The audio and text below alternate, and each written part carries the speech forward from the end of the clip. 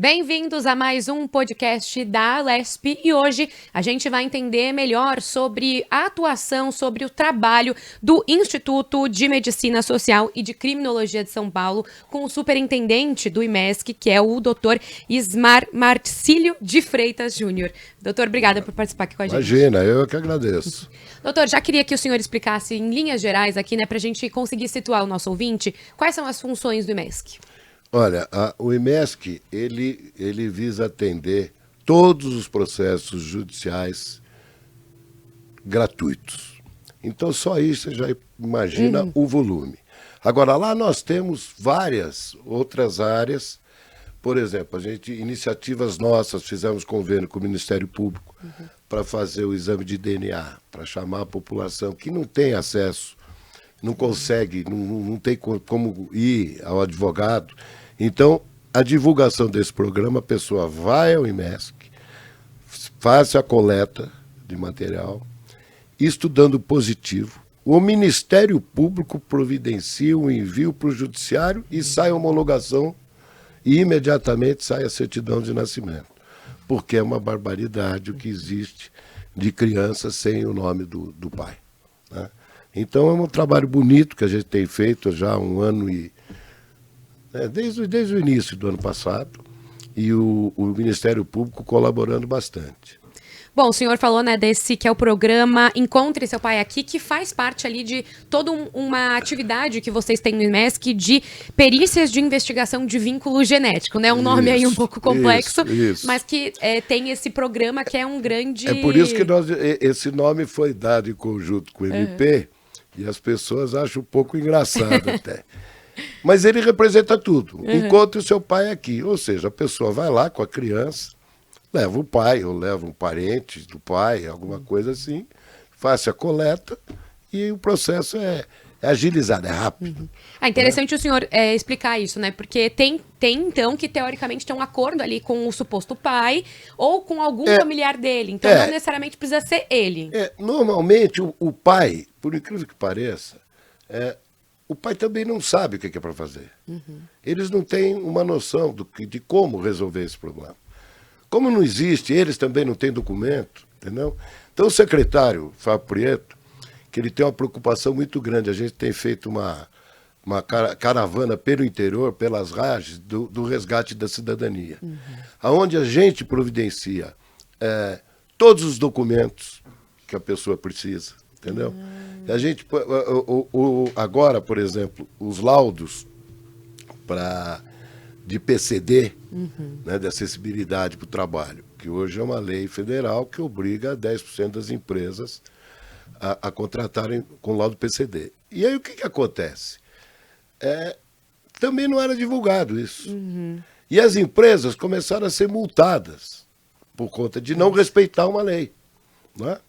Então eu estive agora com o secretário Marcos da Costa e sugeri a ele de que fizesse um convênio com os municípios do estado de São Paulo, através da Secretaria de Governo, né? E a Secretaria da Saúde do município providencia esse laudo. Então você dilui a demanda, que é enorme. Você imagina, nós temos laudo, por exemplo, o funcionário público também, a redução da jornada de trabalho, né? É um laudo. Se ele tem uma pessoa autista em casa, um cadeirante, ele precisa adaptar a jornada de trabalho para poder cuidar dos seus. É um negócio... As ideias são boas, elas precisavam vir com uma solução mais rápida. Entendeu? Exatamente. Então, o que a gente está seguindo a orientação do governador Tarcísio é agilizar isso, o resgate do cidadão, né? Que a justiça seja feita. A justiça está aí para ajudar isso, né? Doutor, ainda falando do programa, né, Encontre Seu Pai Aqui, o senhor falou de mutirões, né, que tem sido feitos mutirões, mas fora desses mutirões, como é que as famílias elas podem recorrer, fazer, tem um horário que a família tem que marcar? Veja só, toda última sexta-feira do mês ocorre esse evento. É óbvio que se aparecer durante o mês, é muito difícil isso. Tá. Mas de aparecer alguém que queira fazer, a gente atende e faz. Não tem esse problema. queria até aproveitar a oportunidade e pedir, implorar ao Poder Judiciário, que tem me ajudado muito, o presidente Fernando Torres, o Corregedor-Geral de Justiça, o doutor Loureiro, eles têm me ajudado e muito. Porque a divulgação, por exemplo, o corregedor, ele que fala com todos os juízes do Estado de São Paulo, que são mais de 2.600 juízes. Então, qualquer comunicado que ele faça, isso me ajuda. Porque aqueles processos que estão lá parados, porque oficia o IMESC, essa coisa toda, então é muito mais fácil. Olha, hoje o IMESC vai estar em Ribeirão Preto. Então, atendo as comarcas de volta, entendeu? E para qualquer tipo de perícia. Né? Porque se for ver aqui, olha, eu até coloquei aqui, tem as securitárias para seguro, a obrigação de fazer, que é a solicitação de medicamentos. Né? Você tem indenizatórias, ações indenizatórias em geral, previdenciária, regularização do período, quando uma licença é negada. Então, a gente que tem que providenciar para regularizar. Perícias psiquiátricas, né, na área civil, perícias de exame toxicológico. Né? O preso, ele usa o nosso exame, o exame psicossocial e toxicológico, para progressão de pena, essa coisa toda. Né? Que é outra coisa, que ontem eu estive com o doutor Salomão, da Polícia Científica. Eu falei, vamos começar a trabalhar junto, vamos agir junto. Eu tenho uma expertise boa que eu posso solucionar o teu problema. Né? E, por exemplo, agora nós vamos ter outro grande problema para resolver, que é a saidinha. Né? Foi aprovado, então, tudo, faz, não faz. Tá. Agora, o que vai acontecer? O preso continua com esse direito. Né? E ele vai pedir. Só que são mais de 100 mil a cada saidinha que requerem. E desses você tem aí, vamos dizer, acho que pela última conta que eu fiz, uns 25 a 30 mil que conseguiram o benefício. Agora, esse benefício era dado só numa entrevista. Agora é obrigatório, pelo que foi aprovado na Câmara Federal e pelo que o Supremo decidiu, nós temos que fazer um exame. Então aí, olha a dificuldade. Se cada saidinha são, no mínimo, 100 mil que requerem esse direito, nós estamos falando em 5 saidinhas por ano. Nossa. Então nós estamos falando em 500 mil. 500 laudos, mil né? Laudos.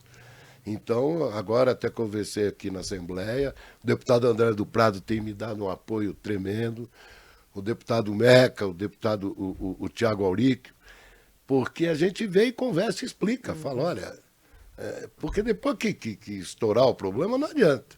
Então vamos cercar antes, tem todas as condições da gente montar uma operação e aproveitar que eu estou aqui, que me ajude. Os deputados têm me ajudado, mas eu preciso de gente. Né? Eu tenho o corpo de funcionários do IMESC, são 136, mas o que eu tenho são 74. É um absurdo, nós não temos concurso, nós não temos nada, não existe. O governador agora está numa reforma administrativa grande, onde eu espero atender lá, contemplar o IMESC, para a gente possa continuar prestando um serviço bom para a população. Até aproveitando esse gancho, doutor, a gente teve há um tempo, né, um interesse da gestão anterior ao governador Tarcísio de até chegar a extinguir o IMESC. Isso acabou não indo para frente. O IMESC foi retirado ali, né, das instituições que seriam extintas. E aí agora o órgão continua aqui e a gente recebeu recentemente o secretário de Justiça, Fábio Prieto, aqui, e ele contou que tem tido todo esse trabalho de voltar a investir no IMESC. Então, como é que tem sido aí esse um pouquinho mais de 1 ano e meio, né, de governo Tarcísio?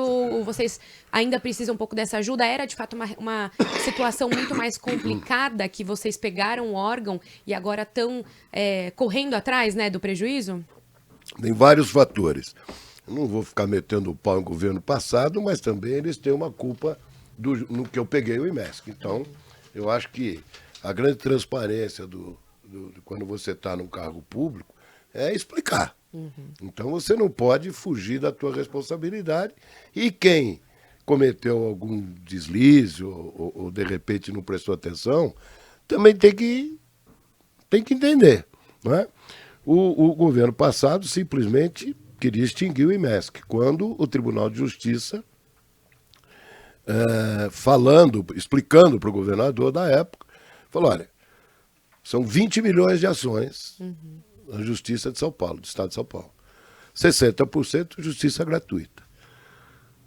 Quem faz laudos e perícias nesses processos é o IMESC. Então, eu acho que é só ver. Tanto que imediatamente foi retirado aqui da Assembleia e não se falou mais nisso. Né? Agora, o importante hoje, e o secretário tem nos ajudado bastante, que eu posso dizer com certeza que em 1 ano e meio nós diminuímos a demanda reprimida numa ordem de 50%. E que é muita coisa. Porque nós tivemos também... nós tivemos a pandemia, o órgão ficou fechado 6 meses. Nós temos uma demanda entre 1.500 e 2.000 laudos mês que são requeridos. Só aí você já vê o que... E depois, a gente não tem estrutura no Estado. Isso é uma outra ideia que eu estou levando, se Deus quiser, vou levar na Casa Civil, para que o IMESC tenha nas RAGES, que são as 10 RAGES, um representante, para evitar... Porque o deslocamento custa caro, entendeu? E aí a pessoa reclama, mas isso funcionou assim até hoje. Só que agora a gente quer mudar isso, exatamente para evitar esse acúmulo de serviços que a gente não consegue vencer. Eu vou ter que tirar o meu médico daqui de São Paulo, colocar no automóvel para ir para Araçatuba. Nossa, é um aumento de gasto até, Se né? colocar ele num avião é pior ainda. É. Né? Não tem, o custo, o benefício não funciona assim. Né? Então tem uma série de situações que a gente está contornando e está conseguindo resolver, graças a Deus. Doutora, até para a gente entender, né, o tamanho do órgão e ocasiões que foram de grande destaque aqui, né, casos que foram de grande destaque, que o IMESC teve uma participação. Então, recentemente a gente teve aquele caso, né, do adolescente que assassinou uma professora numa escola estadual, foi para a Fundação Casa também, e o IMESC teve ali a participação no laudo, né? A Fundação Casa, ela nos requisitou. Imediatamente nós levamos, porque você tem uma avaliação, é um grupo, né? Você leva o assistente social, você tem o psicólogo, você tem o psiquiatra. Então são várias avaliações que são feitas ali de personalidade, essa coisa toda. E aí o IMESC faz o laudo psiquiátrico, é isso? Faz o laudo, esse laudo vai para o juiz para ele entender da gravidade, entender a cabeça desse menor que fez essa barbaridade, né? O porquê, né? Tentar entender, porque é impossível você... É uma coisa tão... depois daquele outro também, o aluno que atirou na nuca de uma colega de classe. Né? Teve também o de Suzano, que foi um grande aqui, né? Uma o de repercussão Suzano gigantesca. foi lá de trás, eu acho que tem uns 4 anos. Eu acho que foi em 2019, 2018, se não me engano. E o perito, inclusive, curioso, o perito que fez naquela época é o mesmo que está fazendo agora, que é o doutor Calvo e o doutor Rigonati, que são dois. O Rigonati é meu diretor de perícias lá, e eles... O quadro é muito bom. É gente da USP, são todos dedicados, professores, palestrantes, e gostam do IMESC, né? Porque a remuneração de um laudo pericial, eu não vou nem entrar aqui no mérito, é o que o Estado pode pagar. Né? Então, os profissionais fazem isso, os médicos têm sido bastante atenciosos e entendem a dificuldade. Né? Então, graças a Deus, essa coisa nós estávamos sem reajuste há 6 anos. Nossa. Né?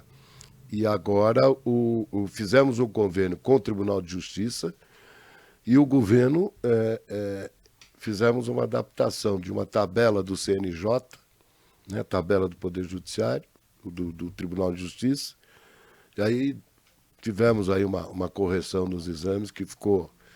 Não é o melhor, mas atende e o interesse das pessoas também, né? Porque não é fácil.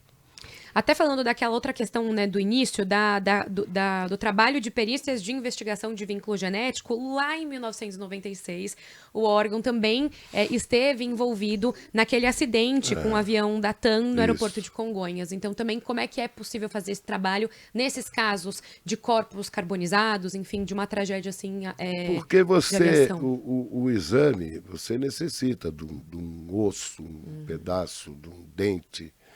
Então, é um trabalho terrível, que você faz junto com o IML, que é quem fez a coleta, né? E o IMESC junto para fazer o exame. É uma coisa dolorida, mas Mas que leva paz também para as que famílias, leva né? paz, porque sabe que o ente querido está sendo, né? É triste, mas função tem que ter. Então, eu brinco muito com o presidente do IML, o Dr. Vladimir, que a gente fica numa disputa. Ele fala, aqui nós só podemos fazer exumação, ele vai ficar bravo se ele ouvir isso, mas nós só podemos fazer exumação em processos criminais. A sua exumação é cível para DNA. Eu falei, mas olha, há 35 anos que o IML faz a exumação para a gente. Nós temos uma necessidade entre 10 e 15 meses. E nós não temos a mínima condição de fazer isso. Né? Então, ontem ainda, conversando com eles, nós estamos criando uma fórmula, né? Eu vou ajudar ele num setor lá, para aliviar ele num setor, e ele me ajuda aqui. Né? Porque eu não posso. Você tem que ter um carro específico para... Embora seja, né, você fazer a exumação de um... Hoje em dia é uma coisa pequena, mas existe todo um protocolo, né? Um envelope lacrado, assinatura, de uma coisa. É uma burocracia que tem que tocar, não tem jeito. Agora a gente também falou um pouquinho, né, da atuação nos casos da isenção. Na verdade, da isenção do IPVA a gente ainda não falou, mas ainda tem essa relação do IMESC para garantir, para dar esse acesso ao direito, né, da população com deficiência. Isso é mais uma herança do governo passado. E o presidente do Detran, que é ótimo, e já estive 2 vezes com ele, 2, 3 vezes, ele falou, não, vocês estão indo muito bem. Porque isso aí, quando estava no Detran, era terrível. Né? Eu sei de pessoas, inclusive, que usaram aqui a Assembleia Legislativa, estava usando um deputado aqui, para divulgar notícias falsas a respeito disso. Porque quando a gente entrou, existia é que é uma palavra ruim, mas um esquema, alguma coisinha que a gente sempre soube disso, todo mundo sabe, né? Mas todo mundo quer tapar o sol com a peneira. E aí, bom, já que é competência nossa, vamos ver o que está acontecendo.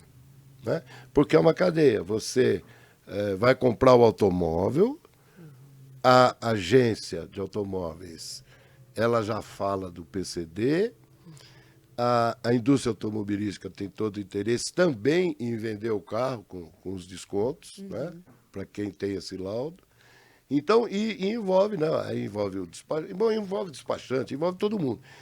Então, você não estou acusando ninguém, não estou falando nada. Mas é que tem várias situações ruins que a gente encontrou. Né? Então, o ano passado, houve aqui uma espécie de audiência pública, não sei o que foi, que eu me prontifiquei, fui o deputado do PSOL, como é que é o nome dele? Tem o Carlos Janazzi, que promove bastante audiência. O deputado Janazzi. E eu me propus, eu falei, não tem problema, a gente entra na audiência. Quando ele percebeu que eu estava explicando para ele, a pessoa que levou, porque é tudo assim, anônimo, né? Que a gente conhece, né? A pessoa que levou o problema para ele não contou a verdade. Aí quando eu comecei a contar a verdade, até a gente terminou, olha, então tá bom, muito obrigado, para tudo, porque é complicado isso. Para você ter uma ideia, a isenção do IPVA, ela promove uma renúncia fiscal de R$1 bilhão quase. Nossa. Entendeu? só do IPVA. Se você, essa política de vender o carro com desconto, o secretário Marcos Acosta calcula que existe no estado de São Paulo 4 milhões de deficientes, com algum tipo de deficiência. Então, você fica imaginando o seguinte, se 2 milhões dessas pessoas forem requerer esse benefício, você faz uma conta rápida. O secretário da Fazenda começou a rir e falou assim, mas não é possível. Eu falei, é matemática. Se é 30%, que normalmente o carro de 100 ou 120 mil, são 30 mil reais de renúncia fiscal. Você multiplicar por 2, são 6 bi. Sim. A renúncia. Sim. Não é? Então, eu acho que tem que ser rigoroso o exame. Sim. As pessoas não podem. Eu encontrei situações engraçadíssimas, mas você tem que resolver. Então, agora, quando está sendo negado, a pessoa vai fazer o exame, que ela vai e recorre. Não, é um absurdo, mas eu tenho. Tá? Ótimo, vamos fazer de novo, não tem problema. Né? Então, me traga todos os exames, vamos fazer, não tem problema. Né? E quem nega é a secretaria, porque a secretaria ela pega a avaliação, né? Você tem lá o grau leve, moderado, grave e gravíssimo. Né? Não pode o grau leve, não pode, se você for, porque todo mundo tem um problema. Todo mundo tem um problema. Você tem um problema no pé, sei lá, alguma coisa. Então, ninguém mais paga nada. Não, sabe, adoraria que o Estado pudesse fazer tudo. Agora... Até aquela forma de garantir mesmo que as pessoas que de fato precisam, né, desse benefício tenham acesso a ele. É óbvio. Como tem várias coisas erradas, por exemplo, o cadeirante, paralisia infantil, né? Essa pessoa não tem necessidade de fazer esse exame todo ano. Sim. Por quê? Isso eu vi porque eu conversei com vários. Eles falam, eu adoraria me recuperar, mas é um negócio que não tem jeito. Né? Então, essas coisas que o governo está mudando. Então, vamos dar 5 anos. Ele tem o laudo, mas vale 5 anos. Né? Porque tudo bem, aí... o Brasil é engraçado, você tem que prova de vida, prova de morte, prova de... Então, agora, dá por 5 anos. É a mesma discussão que a gente teve recentemente de dar o prazo indeterminado para o laudo das pessoas com transtorno do espectro autista, né?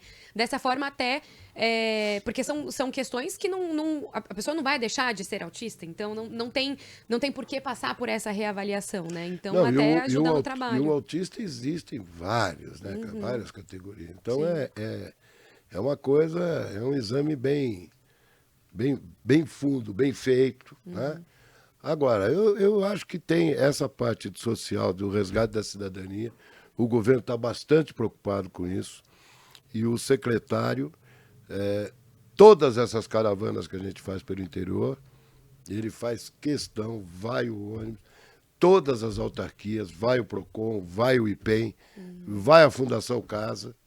Entendeu? Então, ele está sempre prestigiando as 4 coligadas para o bom funcionamento da máquina, né? Bom, o senhor falou dessa questão, né, do resgate da cidadania, e o IMESC também está envolvido em fazer laudos de interdição, como a gente falou um pouquinho aqui, né, passamos por cima, também de violência doméstica. Então, quais são essas frentes de atuação nesse sentido, assim? Bom, o de violência doméstica, ele vem oficiado pelo Poder Judiciário para a gente fazer, tá certo? E aí você tem vários parâmetros. Você vai fazer o exame psicológico, aquela coisa toda, para apurar a violência doméstica. É a coisa... E aí seria para ajudar na investigação? Para ajudar na investigação. Ah, tá. Porque você vai dar o perfil, né? Aí podemos voltar? A minha Siri falou aqui, acho que atrapalhou o som. Ai, que raiva. Vou voltar naquela pergunta, então. Tá bom. Ela, às vezes, ela é Ela acionada fala... sozinha.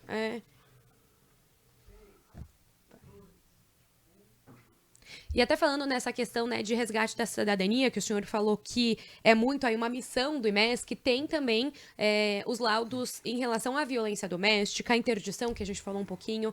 Então, quais são os objetivos desse laudo? Como que o IMESC se envolve nesses casos? Ele se envolve que o juiz requisita o IMESC, ele é um auxiliar da justiça nesses processos, nessas situações. Né? Um boletim de ocorrência, o registro de violência, né? E imediatamente se requer um laudo do IMESC, como tem o laudo também, que é feito no IML. Né? Agora, depois você precisa traçar o perfil até para a pessoa, quando o juiz aplica aquela pena de distanciamento. Sim, da medida protetiva. Da medida, né, protetiva, também é quando você resolve a partilha ali. Então você fica, a criança, não, então vai ficar com a mãe. Né? Vai ficar com a mãe porque o pai não tem condição. Daí o pai pode ver, desde que assistido por uma pessoa indicada, ou pela família, ou pelo Poder Judiciário, que faz isso. Doutor, para a gente caminhar aqui para o final da nossa conversa, né, o senhor falou da relação que alguns deputados têm recebido o senhor aqui para falar dessas demandas do IMESC. Tem precisado de muita questão, como a abertura de concursos, para que vocês tenham ali uma mão de obra, né, maior, conseguindo ajudar a realizar esses laudos, a realizar todo o trabalho que é preciso ser feito ali pelo IMESC. Então, como é que tem sido esse diálogo com o Legislativo e como que os outros poderes, né, então como que o próprio Executivo, como que o Legislativo e o Judiciário podem convergir para que o trabalho do IMESC seja cada vez mais amplo e melhor também, não melhor, mas mais fácil para vocês de ser feito, porque tem sido bem complicado, né? Olha, eu já trabalhei, eu estou com 71 anos de idade, eu já trabalhei em outros governos, bem lá atrás. Você não era nascido, eu trabalhei no governo Paulo Egídio, quando eu estudante de Direito. E o que se percebe neste governo aqui é a aproximação dos poderes legislativo, executivo e judiciário. Eu posso notar claramente nos eventos, ou está o presidente do Tribunal de Justiça, ou está o corregedor, o presidente André do Prado, em todas, ele vai, o governador prestigia sempre, o vice-governador, Ramute, está sempre nos eventos, a Casa Civil, secretário de governo, né? Você vê, a Secretaria da Fazenda, uma secretaria técnica que cuida do... É pesado o negócio, para ele achar dinheiro para tudo, né? E ele participa, ele vai, ele ouve a gente, ele pede, fala, olha, vem aqui. Não posso esquecer também, o Tribunal de Contas do Estado, também eu fui recebido pelo presidente, pelo Renato Martins Costa. Então você tem uma boa vontade de todos os poderes, né? Aí não fica se discutindo muito questão partidária, alguma coisa, entendeu? O governador tem essa coisa de, escuta, gente, vamos fazer, depois a gente vê isso, né? As declarações dele mesmo, você percebe isso. Ele fala, puxa vida, eu quero fazer, eu quero terminar. Você vê o advento do terminar o Rodoanel, né? A dificuldade que ele teve, as pessoas, né? O Ministério Público também está mudando, o Ministério Público está ouvindo também, antes de tomar uma providência. Eu posso falar antipática porque eu sou filho de promotor. Meu pai foi procurador de justiça. Então, muitas vezes, o Ministério Público recebe lá uma denúncia anônima ou coisa que o valha e toma alguma atitude precipitada, onde ele para uma ação do governo, né? Para você está ali num processo de licitação ou qualquer coisa, e normalmente isso, quem perde, inventa uma maneira de melar a história. Então ele faz uma denúncia anônima e induz, né, o promotor, induz o juiz a erro.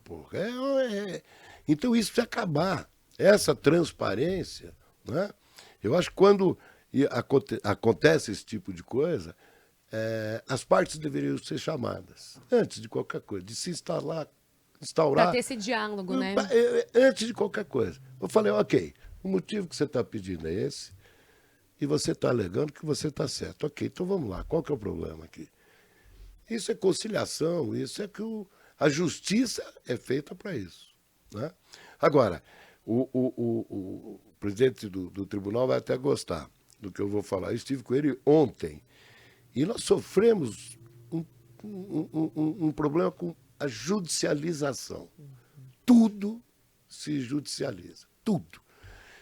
Você vai estar aqui depois com o PROCON, que é uma pessoa extraordinária e tal. O PROCON virou... É uma coisa que todo dia a pessoa vai lá e sem mais nem menos, sem base nenhuma, vai e para usar aquele expediente do PROCON, depois ele vai judicializar. Então, não sei, as pessoas precisam... Sabe? A justiça está entupida, é demais o que está. Agora, graças a Deus, eu estou atendendo o Poder Judiciário, porque eles estavam bravos no começo da gestão. Mas agora nós já colocamos em dia bastante. A coisa está... Você vê aqui, ó, um aumento em relação ao passado, 170% nós fizemos a mais. Nossa. Então a coisa está funcionando. Os mutirões, por exemplo, Santos até a Baixada Santista inteira, né? Então agora tem um mínimo de DNA para fazer. Depois São José do Rio Preto, Campinas, Ribeirão.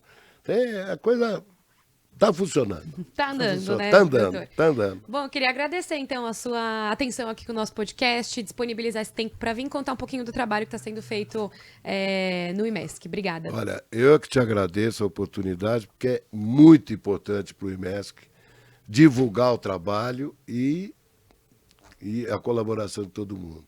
Agradeço muito. É isso, então. Foi mais um podcast da LESP. A gente recebeu o Dr. Ismar Marcílio de Freitas Júnior, ele que é superintendente do IMESC, contando um pouquinho aqui como é que tem sido feito o trabalho lá no Instituto, que é de suma importância aqui para resolver diversas questões, como o doutor explicou aqui pra gente. A gente volta no próximo episódio.